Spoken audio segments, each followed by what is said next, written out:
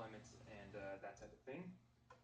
And so a lot of this has the slides have a slant of Red Hat, but I come from CoreOS. We were just acquired by Red Hat, so I'm going to talk through mostly the way that we thought about this problem in Tectonic, which is our Kubernetes-based product. And it's really not going to focus specifically on the implementation detail, but just our thought process for how do we solve this problem. And first thing that we learned, you start selling a product and you get a bunch of customers, and they have a number of different environments. So everybody is running multiple clusters. I don't think outside of a POC, every single customer had multiple clusters, and they're for things like dev, test, prod, all the classic stuff, or maybe it's different regions. If you want to be in every Amazon region, for example, it's a pretty common thing. Or you want to be cross-cloud. Maybe you've got on-prem data centers, that type of thing. And then this matrix actually really blows up, and it looks like this. And managing all of these clusters becomes very, very hard, and you want to have standardized environments across all of them. So that's what we're going to talk about today. So anybody have a guess for just anecdotally what I've seen with our customers, the average number of clusters that people run? 8. Half a dozen. 8, half a dozen, pretty close. So it's about 5 to 10-ish. We have folks that go beyond that. We have folks that are very happy with one. But for the most part, people are running into this problem. And so upstream, you see a lot of interest in federation, and that's why. So let's level set on just what federation is really quick. And so basically, federation is you have these two servers, two clusters, and they're wherever they are, it doesn't matter. You just want to connect them together. And so there's a thing called a federation API server. And what that is, the initial thought process in the Kubernetes community was we've got this great API server. It has a scheduler and all of its components, and it knows how to distribute things down to nodes. What if we put another one of those that distributes down to clusters? And let's try to modify it as little as possible, use all the same constructs so that we're not maintaining all this different software, and it's got all the smarts. This is going to be so quick, it's going to be great, it's going to be perfect. So the problem is that the security wasn't really thought about, and then the way that you actually deploy it becomes a single point of failure. And so basically this federation API server is writing to both of these clusters. So it needs to have root on these clusters. It's going to be creating all kinds of Kubernetes objects across namespaces. That's effectively root. And that's pretty scary because this federation API server typically will be, if not on the internet, at least exposed to a large swath of your infrastructure, and it can be attacked. And if it gets compromised, all of your clusters are compromised. Oh, hey, this is handy. They give this one API that interacts with everything. This is perfect.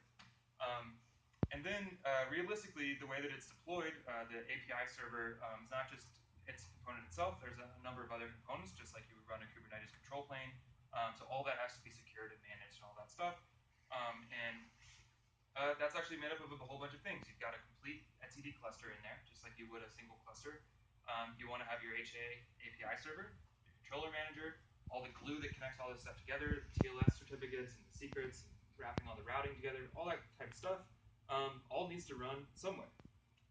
Now the great thing is we've got Kubernetes to run this stuff, so you can run it as pods and deployments and daemon sets and all that stuff. But realistically, it has to run on one of these clusters.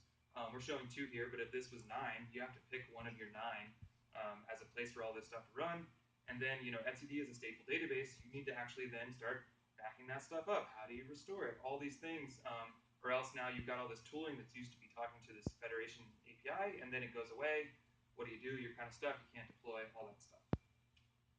And the way that we kind of step back from the problem for a second is to break it down into concrete chunks that we could start tackling. And so I want to talk through some of that for a second. And we really think of 2 different users. We have app owners. These are people that are producing software, whether it's Python, Node.js, whatever, and they care about their namespace, and they ship their software, they reconfigure it, they scale it. And then, there's other things that they need to do, like hooking up to CI/CD and what those secrets are. If you've got multiple clusters, how do you discover which clusters are available to you? Do they have attributes about the cloud provider and the region and their failure domains, all that type of stuff. Then executing the actual failover itself. Typically you'll have a central infrastructure board that is running the infrastructure, but your team either has SREs that are doing manual failover, running runbooks, you've got scripts, whatever it is, and then credentials for all of that stuff. You leak some sort of secret. How do you reset all of that? How do you generate all of it in the first place? Get new team members access to it. That's all in the app owner domain. Then you've got your infrastructure owner, and they're doing things. They're booting clusters.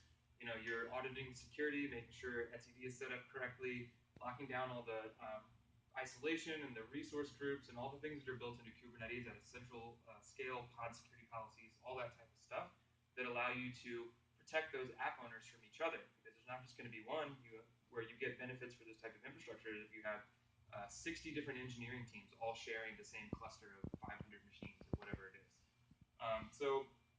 You'll notice that there's actually a decent amount of overlap between these two columns. App owner just wants to tell me all the clusters I have access to. The infrastructure admin needs to know what all the clusters that exist in the world. And then on the security story and credential management and all that type of stuff, very much shared responsibilities here. And so these are ways you can start breaking up the problem. So the next thing that we did when thinking through this problem is, okay, so we don't really like the way that the Federation API server is either deployed or was developed, or kind of its general process just needs a little bit of a reboot. What else can we lean on to build some of the building blocks that we have to kind of make some software? And the first one is the cluster registry. This is an upstream Kubernetes project that is, I think, in like the incubation process, but I think it's about to become pretty standardized. And this is really just a model of a cluster object. And it has all your typical attributes, but here I'm just running kubectl get clusters. They've got names, and you can put annotations, and it looks like a standard Kubernetes object for the most part, other than it's got a location for where's the API server for this cluster. And so you can run some automation against this and put it in some bash scripts and all that good stuff. The problem with this is that it's just a spec for an object, and you can submit it to a cluster, register the cluster resource definition, and then just submit it. But it only lives on that cluster. You can't do anything with it. If you want to connect all these clusters together, you sync the cluster list over here and over here, then you boot a new cluster, but you didn't update this one, and that just doesn't make any sense. So we got to have a way to make this cluster registry useful to everybody. Second thing that we can lean on, which the Federation API server did lean on, is just the access control that's built into Kubernetes. This is really rich. It's got all the primitives. You can model any object you want.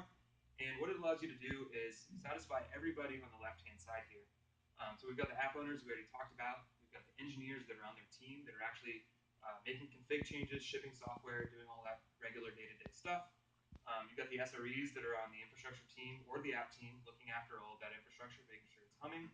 And then you've got a set of robots. There's just computers and software out there, whether it's Jenkins or whatever you've got that's doing deployments and doing auditing and whatever else. And so we can actually isolate all these groups from each other and give them the correct access. And then, what do they get access to? Well, you've got a number of environments, what we talked about in the beginning, whether it's different clusters, different namespaces, things for different roles, all that good stuff. The problem is, what kind of mashes these together? We've got to some piece of software here is going to change these roles around and say this engineer has access to staging, but it doesn't have production. Whatever it is, something needs to fill this gap. So that's another problem we need to solve here. Is what is that?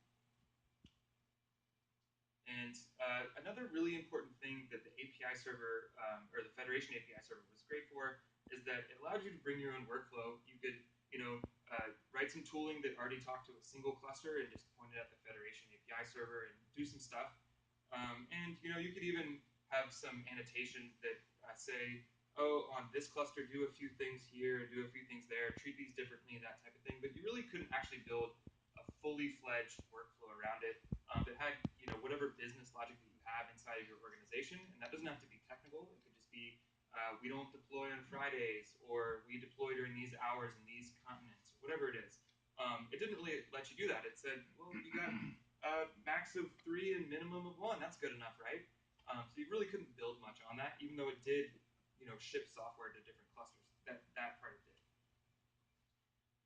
So let's just think through kind of the matrix of some of the workflows that we want to cover here. And one is, let's say if you've got a really nice engineering org that's building containers, With some robots, you've got CI set up as you should, and so you've got these container images, and you've got some set of config and Kubernetes manifests, and then, but maybe you haven't automated past that. So you've got a human in the loop that's saying, this is ready for staging, and then, oh, that worked, let's pile these 5 different things together, and that's a release, let's put them out to production.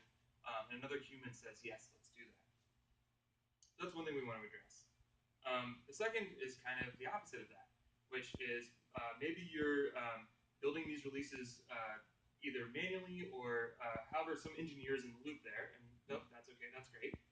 But then you want to pass it off to some software and say, hey, following the business logic, let's deploy this out. So let's say you've got 2 geographies and you want to deploy off-peak. So if it's in the evening in Europe, okay, let's deploy there first, watch the requests or whatever your top-level business metric is, and okay, everything looks good, then let's continue to now peak time for e-commerce in North America, for example. So you can, you've got humans on one side, you've got humans on the other side, machines in the middle, you could have all machines, no humans, whatever. These are the types of workflows that you want to power with multi-cluster to make people really useful. And really what that comes down to is there's a piece of software that's doing this in every model. Between each of these 2 groups of people, there needs to be something that's implementing this business logic. And a more complex example is really this. All these folks are actually kind of in 2 different camps as I've been talking about them. You've got folks that are shipping what I'll say stuff on the cluster. These are new versions and changing configuration values, rotating secrets, doing whatever, scaling stuff up and down. It's just whatever their little part of the stack is. And then you've got the folks that are looking after the clusters themselves, and this is making sure all your RBAC objects are correct, or giving new teams access to new namespaces, or increasing quota, whatever, as you're running out of space, or you added more machines, and so everybody gets more RAM, whatever. And so this is the type of thing where maybe these people actually need 2 different groups of software. One that's modeled after app owners and their needs, and then one for infrastructure owners and their needs. So what does that look like?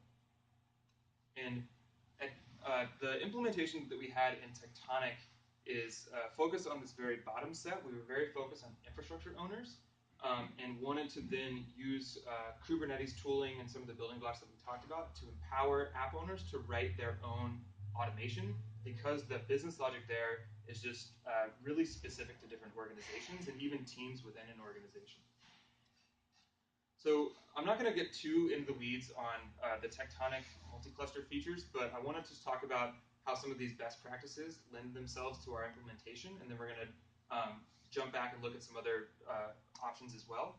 And what we decided to do is use the cluster registry, but instead of having it live on one cluster, sync this to all of the clusters that are connected together, and just so that you can talk to any one of the clusters, or you can have software running on any of the clusters that says, just give me a list of all the Amazon clusters that are available, or whatever. But remember, because the cluster API is a Kubernetes object, it's all behind RBAC as well, so only the software that actually should be privileged enough to know about clusters can even read about clusters and that type of thing. So you're just building against that baseline that Kubernetes has. And then we're going to use that cluster registry as a selector for a set of policies. And that's the second part of this, which is a sync policy. This is an example you can see on the right. And what we want to do is have a really minimal agent that is running on a cluster that is using the registry and saying, hey, give me things that I should know about. In this case, you can see that if you were a cluster that had cloud equals AWS in your metadata, then you would be given, hey, you need to ensure that this API prod namespace exists, for example. Oh, and also this API test, make sure that exists. And then granted access to that needs to be these different groups of people, and this starts to help those app owners get access to, the support team needs to be able to view production maybe to support users, but they shouldn't have access to edit it, for example. Syncing all of that around across all the clusters that should be running, in this case, all the Amazon clusters. And thinking through how we chunked the problems, we didn't want to tackle everything under the sun. We were very focused on RBAC only, so just things that help folks get access to the cluster. Remember, we want to let them model their own software, but we want to contain them into their own space. And so this came down to doing CRUD operations on namespaces, roles, role bindings, resource quota, that type of stuff, but not on any of the workload APIs like a deployment or daemon sets or secrets and all that stuff. That was left for the app owners to automate. And the nice thing about this is it's just constantly syncing these objects. So if you say you need to decommission a cluster, for example, you can just say update all your policies to revoke access to all those users, and then that will be reflected immediately. Or if you boot a new cluster, then anybody that is targeting anything running in Amazon will just immediately start deploying their software to that cluster. It's a pretty cool model. So what this looks like is you've got the cluster registry on top that people are kind of talking to connect all these clusters together. You've got your common RBAC on the bottom. And then let's just say we've got these three things. We've got a policy that maybe we're based in Europe. I'm going to give this talk in KubeCon. So you're developing your software, and you want your staging environment to be close to you just because it makes things easier. So you've got prod and stage in Europe, and then you've got some production in the East Coast and the West Coast. So what does an app owner do in this scenario? Well, they've got their software that they've written. We're going to talk through all the different permutations of what that can be. And you just want to deploy to production. So you talk to the cluster registry, and you say, what are all my production environments? Here's the ones that I deem are the ones that I have access to. And then deploy your pods, make a configuration change, whatever it is. And that job finishes up, and everything's great. And now you've rolled out a new version to prod. Let's talk about the infrastructure side. You're coming at it from the bottom side. You say you want to change the resource quota on staging. You added a new feature. It's consuming a lot more RAM than you thought.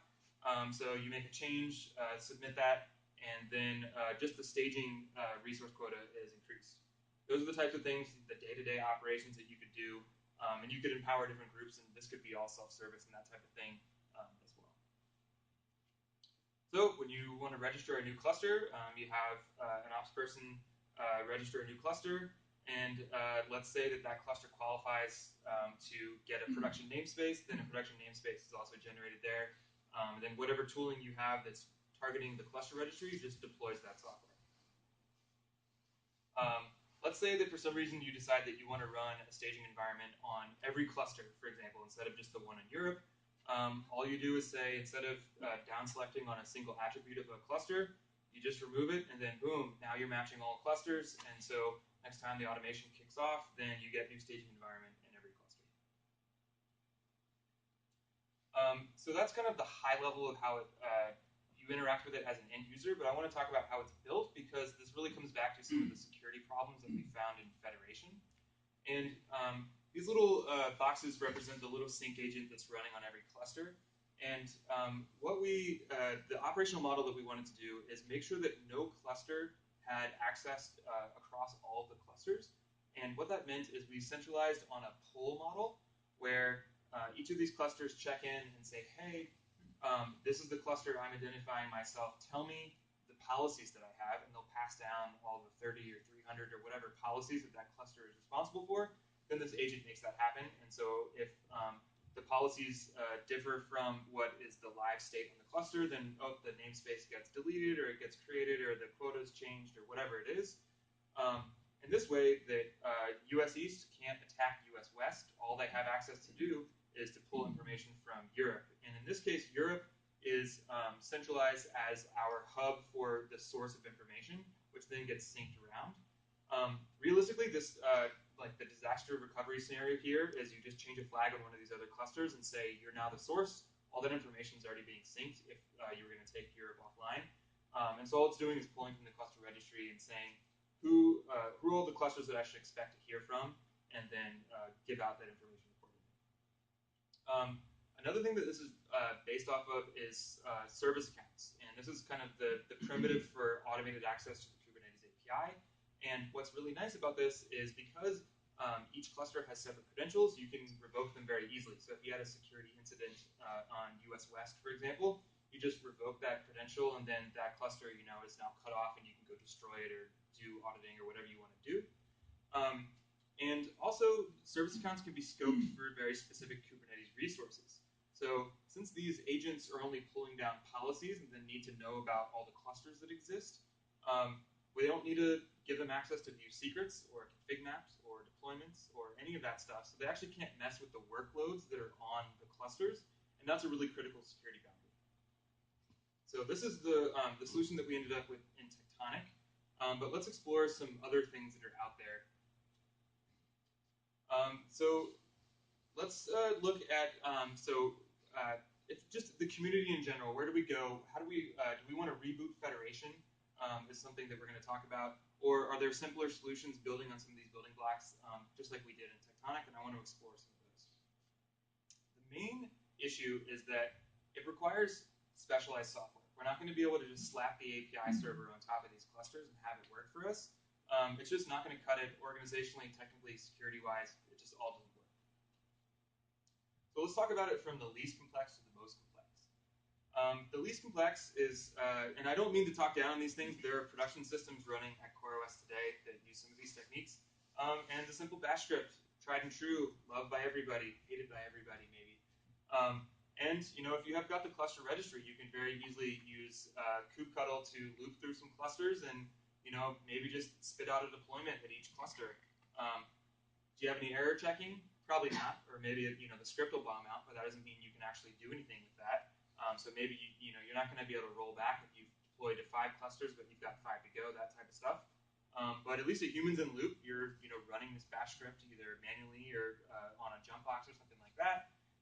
But then you just kind of spray and pray and hope it works. You don't get into this declarative state, all these Kubernetes nice reconciliation loops that we like.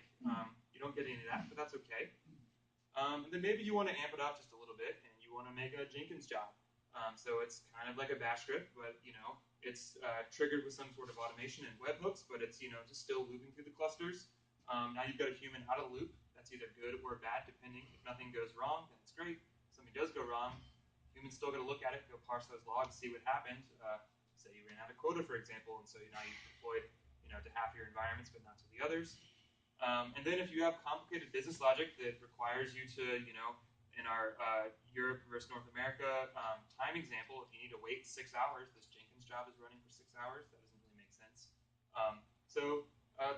These are great, but they're not really smart. And if this works for your organization, by all means do it. You can be very successful doing this. And the key, though, here is you're still doing multi-cluster. You're using that cluster registry. So you've got some smarts in there, but we can make them smart. More complex is an example from the Kubernetes community for multi-cluster ingress. I don't know if y'all have seen this kind of, it's like a beta feature. I want to say it's a prototype from the Google Cloud team. And what they're looking at is how do I connect a bunch of clusters together, but mostly about ingesting traffic, nothing about RBAC and that type of stuff. And they're starting to move in the direction of more specialized software, which is the right direction to be moving in. So it starts out with what you see over here, this specialized CLI tool, kubemci, multi-cluster ingress, and it is basically orchestrating a set of clusters to set up ingress in the same way across all of them, and then doing some glue with Google's cloud load balancers and DNS to connect all those together. The cool thing about this too is it's Kubernetes native. You can see that it's using kubeconfigs and ingress objects and all that good stuff. So you're starting to use some tooling that you're used to. This CLI is a little bit specialized, which is good as well. And then kind of one of the downsides is that the smarts about this are all outside of the cluster. So you're tying yourself not only to a cloud environment at all, but a specific one, GCP in this case. But we're moving in the right direction of having specialized software to solve our problems.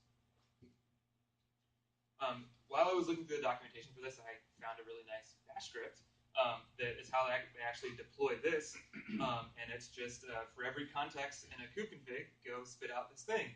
So it very much looks like the thing that we just talked about. And see, you can be very successful with this. Just every manifest in this directory, just blindly create it. And most of the time it works. Moving up the complexity scale is something, a concept that we invented at CoreOS called an operator. And what that is a way of modeling an application such that it's powered by a specialized controller. And this is, think about any complex application that you're used to, something like a multi-tiered thing with a stateful database, or any sort of like Cassandra type thing where you've got to orchestrate a number of different components. And you can do that with a specialized controller. And so this is using Kubernetes primitives. We've got a replication controller and all that type of stuff. This is a specialized version of that. And it models applications with a CRD. And I just put together a random example here on the right. Let's say we have something called a compliant database, something that knows about geography and where data locality should exist. And you can start having a controller that knows how to deploy applications like this, but it's not only aware of just a cluster, but it's actually aware of multiple clusters. So in this case, we've got some regular database things. We want to have a high replication factor. We want it to be auto-scaling if we're using more of it. But we also have this geography thing here where it says, I want this instance of this database to be running in the EU. It must run in the EU. And I've got a cluster registry that tells me where those EU clusters are. And then I've got a preference for Germany, whether that's a speed thing or whatever. It doesn't matter, but you can build in some pretty smart things into this. And then you've got this replication loop that is just going to make this happen. So say your loop is really smart and you change Germany to another country. This could kick off all kinds of data migration stuff seamlessly in the background. If you're familiar with how Gmail handles this, if you actually go traveling for a long time outside of America, for example, they will move your Gmail data to Europe or to South America so that it's faster for you. This is the same type of thing, but we're actually doing it for different legal reasons. And this is just a pretty concrete example of something that is very business impacting. This isn't necessarily GDPR related, but those types of things are very much everybody's problem now. And we can write a bunch of smart software with Kubernetes to do that. So what this is using under the hood would be the cluster registry, once again, reading to know what clusters are available, looking at cluster state for how many resources are in Germany. If there's not enough to run this, then it's not going to be running in Germany, but it will be somewhere in the EU. And then RBAC for do I have access to these clusters? Do we have enough resources? All that good stuff. And the one unique thing about this is this requires a Kubernetes native app. This specialized controller, this operator, is only talking to Kubernetes. That's how it uses all the smarts built into the Kubernetes API to make this happen. So if you don't have a Kubernetes native app, this operator will help you get there. So whatever's under the hood doesn't actually have to be, it has to be containerized, but not to be Kubernetes native. And then the smartest, I said we were going to do this without Federation, but I lied. There's an effort underway for Federation v2, which fixes a lot of the problems of Federation v1. And the key insight, and this is something that I've talked about this entire talk, is that this problem space is very vast. Everybody has different needs. And so what if you didn't have to use all of the parts? What if you could use this and that and mash them together? Maybe you want to implement something specific. Maybe you just don't care about that thing. This is the whole concept between Federation v2. You can kind of mix and match these things. Also resembles some things that we've already talked about. It's modeled as CRDs. This is kind of the blessed extension mechanism for Kubernetes. And what it allows you to do is do what's on the right here, which is define an object. This is, like our database we just talked about, whatever it is. And that object has a template, and this is a regular spec field if you're familiar with a deployment or anything like that. But in ours, for example, our spec field are these attributes right here. And in that, you can do all your configuration. And then if you've got a number of clusters, you can actually submit this placement object that says, where do I take this template and instantiate it? And that can be label selectors and using the cluster registry to figure out all of the available options and then pick one, doing a scheduling operation. And then the coolest part is there's this override object. And so if you have a specific cluster in Germany that you want to tweak some factor for, you can submit this override object and change it. And so commonly you'll see this if you want to scale something in 2 different regions differently. You would override maybe a replication factor of 2 and make it 10 or something like that. Or you can also model just regular Kubernetes primitives this way. So if you have a federated deployment and you have replicas equals 3, and you want to scale it to 5, or you want to change an environment variable in one region or whatever, you just submit this override object. And it's pretty cool because it's very flexible. So you can model all the standard Kubernetes objects. You can model your own applications. Whatever you want, and override. The great thing about these being Kubernetes objects is they're all under RBAC. So if you want to have teams that can maybe set override values but not override placement, or you have trusted members that can do both, or you have CI systems that shouldn't be able to change around where things are deployed to because you have data locality problems. You can override, or you can prevent all that overriding with RBAC, which is cool. And then you could build policy engines on top of this, and there's a number of projects upstream that are trying to tackle this type of thing. So it's pretty cool. Some other things about this, it's officially blessed by SIG multi-cluster. This is a prototype that they're working on. That doesn't mean that this is going to see the light of day, but there's code that actually runs to do this, which is really cool. And at the core of it, the UX of this really matters. It's very Kubernetes native. You're using Kubernetes tooling. This is what everybody loved about the original aggregated API server. You're just using kubectl to talk to a different API endpoint. This specifically is implemented as an aggregated API server. Once again, another kind of sanctioned Kubernetes extension point. And then, much like our implementation in Tectonic with secured with service accounts, you can revoke them, audit them, all that good stuff. And then you can do things like implement custom schedulers and all this thing, just to really make it yours. If your business logic wants to, have a bunch of stuff, you can do that with a scheduler. Some takeaways that I want to leave you with. The spectrum that we just talked about went from least complex to most complex, and also kind of least specialized to most specialized. And for as much as I've studied this problem, you need specialized software. It's the only way it works. You have to talk to too many different people, too many different organizational models, different deployment models. It just has to be specialized. The best UX comes from using Kubernetes tools. These are what folks are already used to. They've got client libraries that they love. The community works on them. There's Jenkins plugins. There's all kinds of stuff. There's operators. So using Kubernetes tooling is going to give you the best experience. And then it's also going to give you the best power. Building on these Kubernetes primitives, RBAC and cluster registry and CRDs and aggregated API servers, all these things are going to be supported and tested by the Kubernetes community. And so whatever software that you're going to build is going to last a really long time. And the last takeaway is that all of these building blocks are available today. If you want to try out Federation, go for it.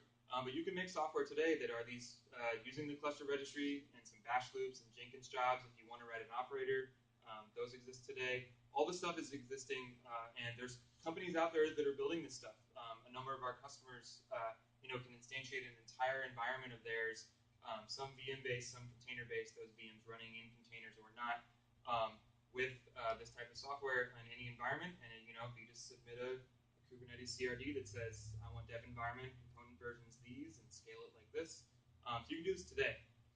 And then the last is, if you're interested in Federation v2, if this speaks to you, get involved in the special interest group. Contribute code, docs, just try it out. Say, hey, I think this is cool, it's heading in the right direction. That's the best way to influence these things. That's all I've got.